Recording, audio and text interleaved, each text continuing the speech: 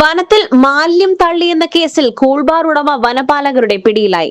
എടക്കരയിലെ സ്ഥാപനം ഉടമ മഞ്ചേരി കാരക്കുന്നിലെ കൊല്ലംപറമ്പൻ അബൂബക്കറിനെയാണ് വള്ളുവശ്ശേരി section forest officer PM Sreejith arrest ചെയ്തത്.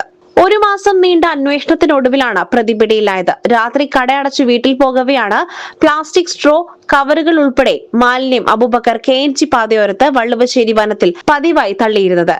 കുറ്റക്കാരനെ കണ്ടെത്തുവാൻ വനപാലകർക്ക് കഴിഞ്ഞില്ല. ഒടുവിൽ സ്ട്രോയുടെ ബ്രാൻഡ് വെച്ച് വിതരണക്കാരനെ കണ്ടെത്തി. എടക്കരയിൽ വ്യാപാരിക്ക് വിതരണം ചെയ്തതായി മനസ്സിലാക്കി. ആളെ തിരിച്ചറിയുവാൻ വിവരങ്ങൾ നൽകുവാൻ വിതരണക്കാരന് കഴിഞ്ഞില്ല. രഹസ്യമായി കടകളിൽ കയറി നിരീക്ഷണം നടത്തി പ്രതിയെ കണ്ടെത്തി. തെളിവ് നിരത്തിയ ചോദ്യം ചെയ്തപ്പോൾ കുറ്റം സമ്മതിച്ചു. കടയിലെ CCTV ദൃശ്യങ്ങൾ കൂടുതൽ തെളിവായി. പ്രതിയെ സംഭവ സ്ഥലത്തെത്തിച്ച് തെളിവെടുപ്പ് നടത്തി. DFO P ധനേഷ് കുമാറിന്റെ മുൻപാകെ ഹാജരാക്കി കുറ്റസമ്മത മൊഴി രേഖപ്പെടുത്തി.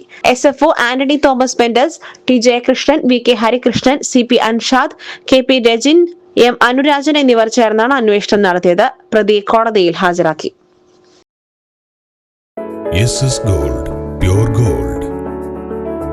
SS Group, Nilambur.